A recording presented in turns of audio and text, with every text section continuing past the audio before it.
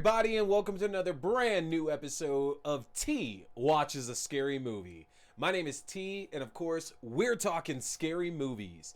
I appreciate you tuning in for another brand new episode. New episodes are always up every Wednesday night, 8:30 p.m. Mountain Standard Time on the YouTube page, which is youtube.com/C/Theron Reynolds Scary Movie. Again, that's youtube.com/C/Theron Reynolds Scary Movie. That's your best place to find the video version of this podcast. But I know some of y'all are listening to our audio only version, and you can find those on Podbean and on Spotify just by searching T Watches a Scary Movie. And then, of course, we got other places where you can find info as well, too. Find me on Twitter, AXDEW, that's AXDEW. You can follow me and hear some of my crazy thoughts on horror movies and life and wrestling. There's a lot of wrestling on there.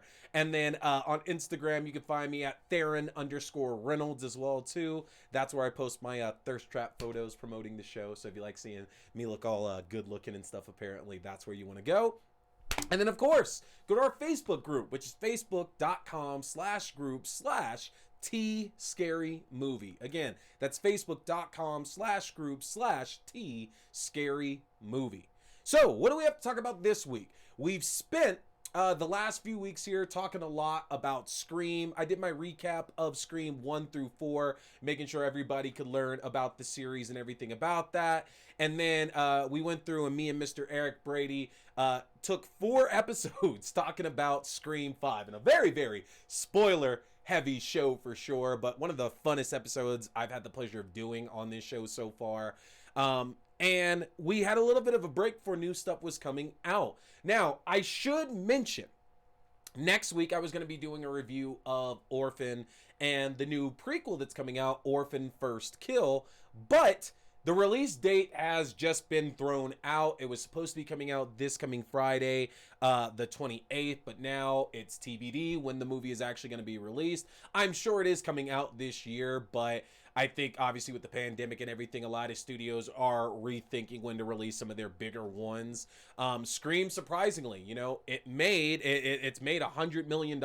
It's going to keep on going up the few more weeks it has before it hits Paramount Plus. But yeah, I think a lot of other studios are trying to wait it out and see if numbers start getting better with the pandemic before they start putting a lot more riskier films out in the theaters. And Orphan did well enough years back with the first one, and I get it. It's a known property, so it should be fine, but you want to play it safe, so I understand. So we're going to replace next week's review of Orphan First Kill with The Strangers. So that's right, next week we're going to take a look at some mid-2000s horror films in Orphan and The Strangers, which works out perfectly because next month I'm going to be looking at The Strangers Prey at Night, and who knows, maybe Orphan First Kill will be out around the same time. We can theme those two together. We'll see how that works out. But in one of our chats recently for one of our watch parties, it was brought to my attention that a number of people hadn't had the chance to see The Meg and Underwater. 2 films that surprisingly share a lot in common. Both of these films are about gigantic creatures from the deep depths of the Mariana Trench, attacking researchers and scientists and drillers and all those kind of people who are down there. And so I figured, you know what? Things are kind of chilly here in Colorado right now. Let's warm things up and think about getting out there on the beach and getting killed by some monsters. So tonight, we are talking The Meg and we are talking Underwater.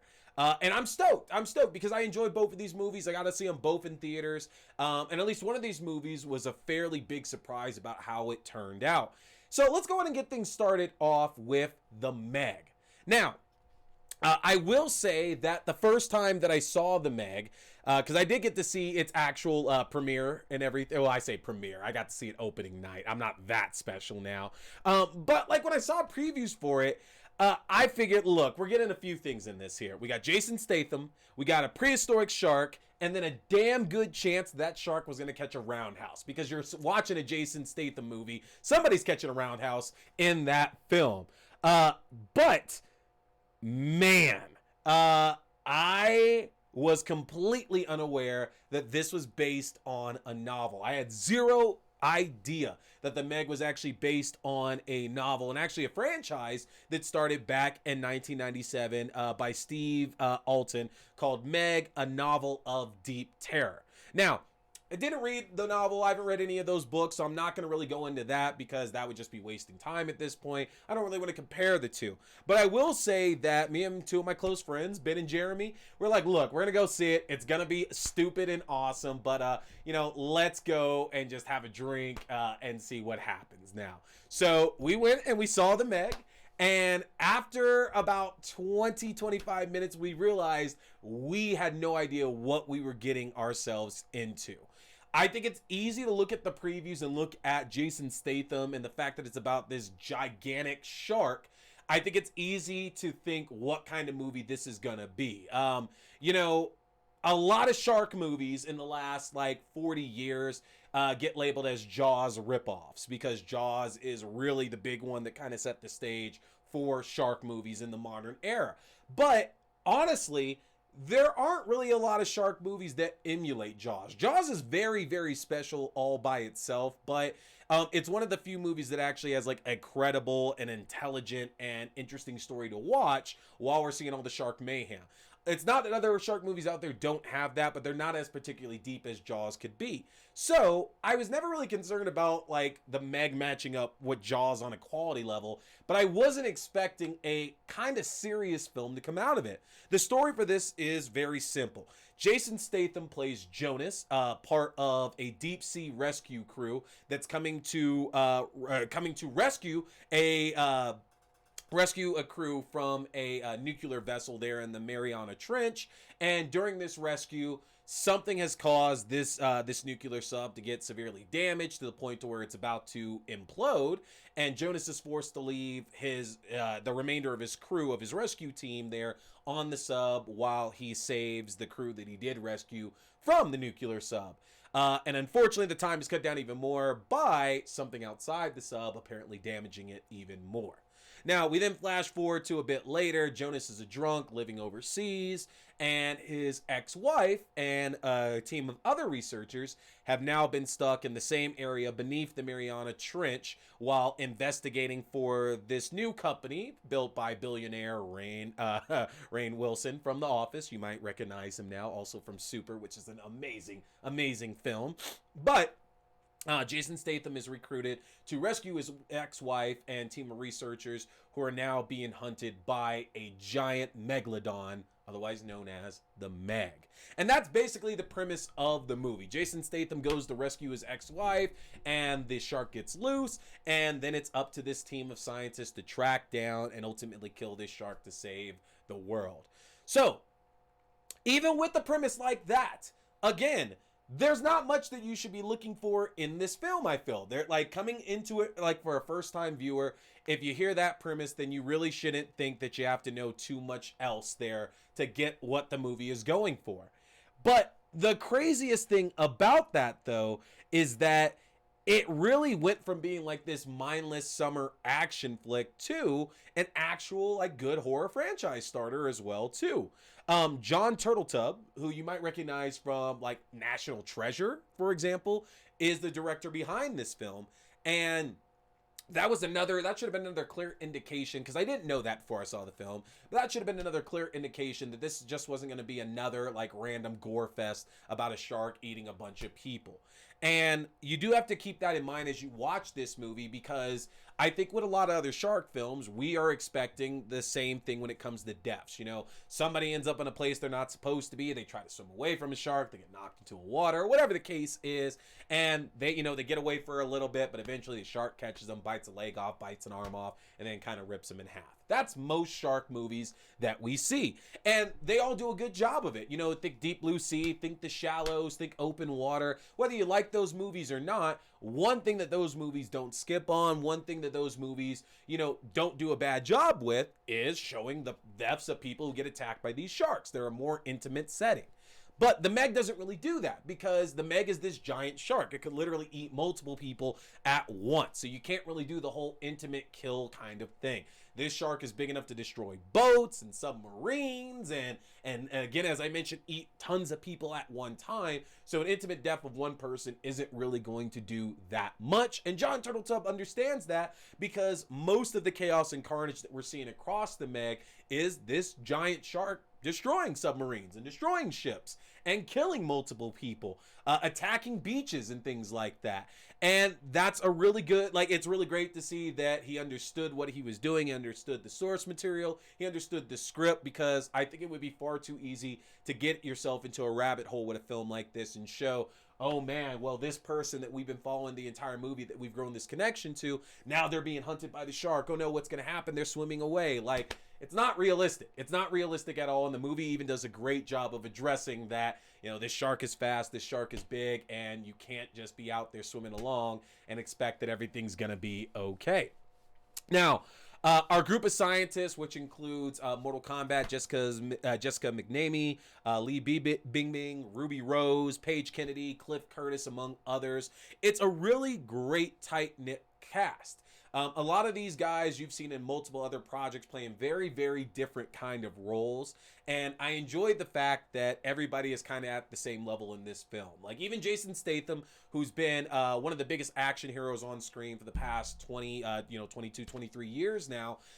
He does great interaction with the rest of the cast, and there's a lot of really good connections and character development in this film. And that's another really good thing about it, in my opinion, is that for example, Jason Statham's Jonas has a great relationship with his ex-wife. He also has this budding relationship building with Lee Bing's character as well too, and that all seems completely believable. And Lee Bing does a great job in the film though, because she really is more of our lead most of the time than Jason Statham. She's the one that has the family, you know, the head of the research team is her father. She knows, you know, everything there is there that there needs to be known about sharks and shark diving and shark cages and all that kind of stuff as well too. That even though Jason Statham is our big action hero here and he's the most recognizable person in the film, she ends up really taking that job of the lead character throughout most of this film. It seems a lot like Big Trouble in Little China almost, to where, like, yeah, Kurt Russell's the lead guy, but not really. Kurt Russell's more so the sidekick. Like, he's just the one leading the charge on a number of these things, but he's really the sidekick when you honestly stop and think about it. And again, like I mentioned, that they do a really, really good job with character development. These are not intimate kills that we see on screen. So when other characters are affected by it, you know, it's kind of like, well, you kind of saw it through like through a lens, like you're a ways away from it there. So why would you necessarily be so affected by it? And I love the fact that out of all the characters and cast in it, Paige Kennedy, who a lot of you might recognize from like Weeds, I absolutely love him in Weeds, is the one giving out this emotional speech that starts off very comedic, but then it actually ends up becoming something very more emotional and heartfelt, because, you know, he talks about how he's losing his friends, and like he's giving this kind of comedic speech that seems funny, but then you realize that like he doesn't know what to say. Like he's literally just like looking for words at this point, because multiple of his friends have been killed in the last couple of days here, and he's having to absorb all of that all at once after just being attacked himself. And great script, giving great moments and great conversation pieces like that to a lot of characters. Even Rainn Wilson's character, who I don't want to really spoil a lot about it, comes in playing the eccentric billionaire who's responsible for funding all of this, for funding this research station and the subs and everything that this team is utilizing. And you keep kind of waiting for him to turn out to be this big asshole. And sure, he's daft, and sure, he's the guy that like has all this money, so he's not doing a lot of this stuff. But as we keep going further and further throughout the movie, you find yourself being somewhat surprised as, you know, the emotional connection he's making to a lot of these characters and how much he really does care about what's happening. And again, it's a really great role for Rainn Wilson to have, because I think a lot of us, you know, we've seen him in other stuff, especially if you're going to try to follow an actor from anything besides like their biggest role, his being The Office. And of course, he's fantastic as Dwight in The Office, but he's done such a good job in other roles and other films that he's had, that getting him to see such a big role like this, it fits so perfectly. It fits so perfectly that you're really hoping throughout the film that there's not going to be this turn of him becoming the typical evil billionaire who, you know, screws everybody over. So does it happen? You're going to have to watch to find that out there. Now, I will say, though, that the third act of the film is where I think I had the most problems with it, just because the first two-thirds of the film really do center around just this group of researchers trying to stop this shark that they're kind of responsible for getting out in the first place, and how they slowly keep losing more and more members of their team as they're trying to stop this shark from getting out into the world and doing more and more damage. Like, that intimate setting was really more interesting, because our characters really had to be concerned about each other, and we knew that we were going to keep losing more of them. But in the third act, the danger then switches from our group of close-knit characters to a beach off of China, to where the Meg has basically made its way over to, and now our team is trying to follow the Meg to stop it for it that causes all this destruction. And I get it. I get it in theory. I get what they're going for with it, but the problem with it, though, is that none of these characters here on this China beach are like, we don't get really any introduction to them, which we shouldn't. They're just there to be random, but that means we also don't really care that much when they start getting killed, you know? Showing a guy one of those giant inflatable balls on the water who's running and having a good time, then the shark comes and it's chasing him down, like, that's funny, and I get the comedic effect of it. But again, I think the film played much better when we're just following that smaller group of characters and they're the only ones in danger. Now, with that said, the film is beautifully shot, especially if you're seeing it in 4K. It looks absolutely gorgeous. The CGI in it is absolutely incredible as well, too. They really do bring to life the deepest parts of the ocean and all the mysterious things that might be lurking under there. And they do make good use of the gore and the blood when it calls for it. Again, it's a PG-13 film. They're not trying to gross everybody out here. This is not supposed to be like these other shark films that we're used to seeing. So blood is not really one of the main things in this movie, and that's okay. It doesn't need it at all. It's sold by the characters and by their tragedy and by their successes as well, too, honestly. There's a lot really to enjoy in this movie. But again, that third act just really suffers behind it. What is good to know, though, is that the Meg is in production of their sequel. So actually, this month, they've started pre-production on the second Meg film. Right now, we know Jason Statham for sure is coming back. Ben Wheatley is taking over directing duties. We don't know whether or not any of the other surviving cast members are coming back, but I would hope that they do. As while, yeah, I do want to see Jason Statham fight another giant shark or other creatures coming from the Mariana Trench. At the same time, what made it so fun was his interaction with the cast of characters around him. So hopefully we get to see most of them come back for this follow-up film. With that said, though, do understand that you are watching a PG-13 shark attack film. If you come to this the right way, you can find a lot of enjoyment in the Meg, but you do also have to be careful, because if you start comparing it to films like Deep Blue Sea or The Shallows or Open Water or anything like that, you might not get the same kind of movie that you're trying to get in the first place. So keep that in mind with the Meg, but definitely check it out. It's a fantastic film. You can't go wrong with it. And like I mentioned, I had no idea. I didn't understand that there was a connection here between the Meg and the second movie I'm going to talk about, Underwater. Now, Underwater, I remember seeing a few previews here and there for it. I like Kristen Stewart. I think she's a fantastic actor. So this kind of movie was going to interest me to see it, regardless of anything else that was coming out about it. There weren't that much in the way of spoilers going out in the trailer, so we knew, at least from the trailers for Underwater, that it revolved around a group of people who were underwater in some kind of research facility that are being attacked by monsters. Very like Sphere-like, honestly, which, if you remember, the late 90s film Sphere, based on a film by Michael Crichton, or based on a book by Michael Crichton, had Dustin Hoffman, Sharon Stone, Samuel L. Jackson, Liev Schreiber. Great film. Fantastic movie. Love the book as well, too. And the trailer seemed very reminiscent of that. Now, what is interesting, though, is that I always try to link movies together for no reason at all, except they have a lot of similarities that could put them in the same universe. And it's weird that the Meg and Underwater really do have a lot that could link them together. Because remember, the Meg is about like this billionaire like finances this big research station in the middle of the ocean at the Mariana Trench for all these researchers to do research in the Mariana Trench. And because of that, you know, this giant shark gets out from it, and who knows what other creatures are coming from under there.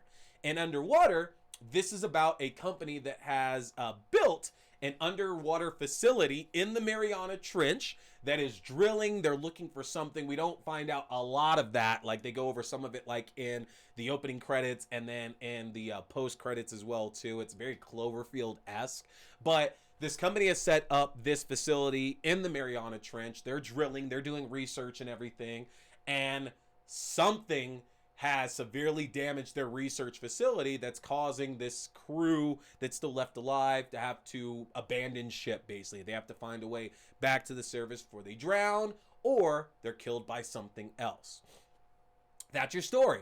And it's literally one of those things where, like, is the Meg what's happening on surface and at the same time underwater is what's happening under the surface? Like, are these two movies in the same universe happening concurrently? Because no offense, but they really, really could be when you stop and think about it. Like, the tones are completely different, but outside of the tone, there is a lot that to support that these two movies could end up in the same exact universe together. I'm not crazy. Watch them both and let me know your thoughts on that. But with Underwater, Kristen Stewart's Nora plays an engineer on this facility that's basically getting the remaining survivors that are trapped underwater to safety. Now, these survivors consist of Vincent Castle from Brotherhood of the Wolf is in the film, and Derailed. He plays the captain of the research facility. Jessica Henwick from Matrix Resurrections and Iron Fist plays one of the crew members. TJ Miller from Deadpool's in there as well too. John Gallagher Jr. from 10 Cloverfield Lane. So it's a really, really awesome cast that they have put together of people who have done kind of intimate projects before. TJ Miller even kind of helps to sell the whole monster aspect because it comes from Cloverfield. But it's a really, really good cast they put together that has great interactions with each other as well too. Like throughout the film, you can see that Kristen Stewart's character is dealing with so many things. Like she's absolutely terrified of dying and of all these things that are happening outside of this research facility that she can't explain. But she gives bits and pieces throughout the film to where she's also dealing with this incredibly tough breakup. Vincent Castle's character, who plays the captain, who's trying to take care of his entire team and get everybody to safety, but is also harboring a dark family secret as well too about a death in the family. TJ Miller's character has this childhood fascination with this stuffed bunny rabbit. And it made me think on one of my recent rewatches of it is this all some kind of allegory for like, what am I thinking? For purgatory.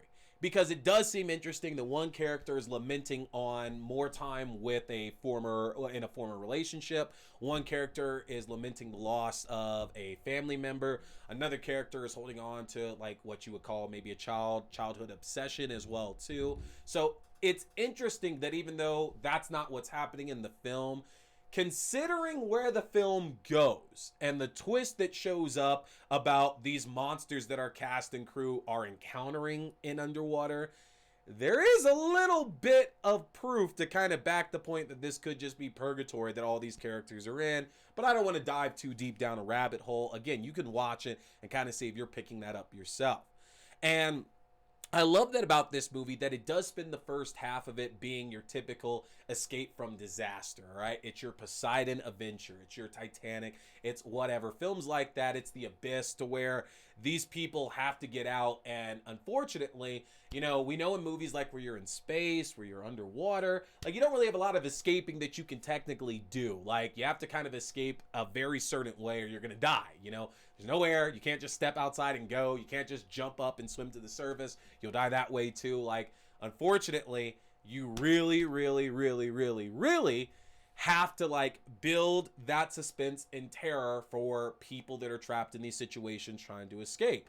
And they do a great job in Underwater with our crew coming from one catastrophe to another catastrophe. And while they're trying to save themselves, realizing that they have these opportunities in certain areas to save other people as well, too. So they're left with a lot of moral dilemmas throughout the first half of the film.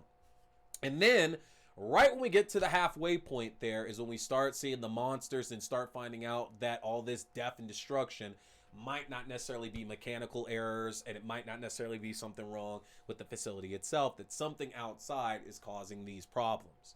And it's pretty easy because the Meg came out years prior. It would be pretty easy to be like, oh man, it's a giant shark. It's coming to kill them and everything, because they are in the Mariana Trench, which is where the Meg is set as well too, and where the Meg came from. But Underwater chooses to go a much, much different route. And when these monsters start showing up that attacks our crew, the design of these monsters is very, very reminiscent of a famed author who you all would recognize the name. The problem is, if I say that name, it pretty much will give you a very, very big idea of where the film is going, and a great reveal at the end, which to a lot of fans that know this author, it's pretty impressive to see it realized on screen in a live action serious film. So what I will say is that there is a very, very much purposeful design of these creatures, of these characters, of these monsters here, that will make itself clear possibly before the end of the film. But by the time you hit the end of the film, it's pretty cemented what they're invoking, what they're kind of playing for here, and they do a great job with it. The deaths in the movie all seem meaningful. Underwater is not a particularly long film by any means, but we do get to know and connect with our characters so much in that short runtime that as they start taking them away one by one, that not like it's heartbreaking or anything, but you do feel a sense of loss as these characters start dying. And not only that, they all get some very, very brutal deaths. I don't think anybody that dies in this film gets anything kind of nice happening to them, which I get that's the way that like death in horror movies work, but it goes more to my like purgatory point, because you know the idea of purgatory is that you just relive the same thing over and over and over. But one theory behind it as well too is that you're also being punished, and it would make sense that if you're in purgatory that you die in one of like the worst possible ways. And if you go through and watch Underwater, it doesn't have a high body count, but the folks that you do see die are dying pretty horrifically, honestly. So again, it just supports my purgatory theory, whether I'm right or wrong. Beyond that though, this is a dark movie that, unlike the Meg, doesn't necessarily leave you with this nice warm feeling behind it. The Sphere comparisons come in again at the end of Underwater, because in the credits where they're kind of like explaining some of the post-movie stuff, there's some very, very, very big like reveals reminiscent of what happens at the end of Sphere, and even a little bit with Cloverfield as well too, weirdly enough as well. So it's just again evoking a lot of these same movies of the same exact genre, same type, things like that now. But that's enough talking about it. Y'all got to go check it out for yourself and see what you think about Underwater. So let me know in the comments, you know, if you've watched this before, how you feel about it. I know that it's not necessarily ranked high, but I really do enjoy Underwater. It's a 4-star for me for sure. It's one that I do watch typically every year. Like the Meg, it is also, in my opinion, a very beautiful film. It's very dark and drab, but it sells the atmosphere that our characters are actually in. And it's such a beautifully shot film that if you have a great TV, a great projector, get a nice dark room going, you pick up so many amazing details with it. So check it out. It's a fantastic film. That's Underwater. And with that, that's all I have to say about the Mariana Trench tonight, y'all. Get over to the Facebook group where you can find out information on our watch party, see what we're checking out tonight, and come and watch a couple movies with us. Next week, like I mentioned, we're going to be talking Orphan, and we're going to be talking The Strangers. So we're going to review both of those and see what y'all think about the two of those. But don't forget, next week, we're also getting back to a TV watch party. I got a bunch of new stuff in there that y'all are definitely going to want to check out. You do not want to miss it. So get to the Facebook group so you can find all that information. Again, that's facebook.com/group/T Scary Movie. And of course, as always, I appreciate y'all tuning in for another brand new episode. Be back here next Wednesday night, 8:30 p.m. Mountain Standard Time. I'm T. We've been talking scary movies. Stay scared.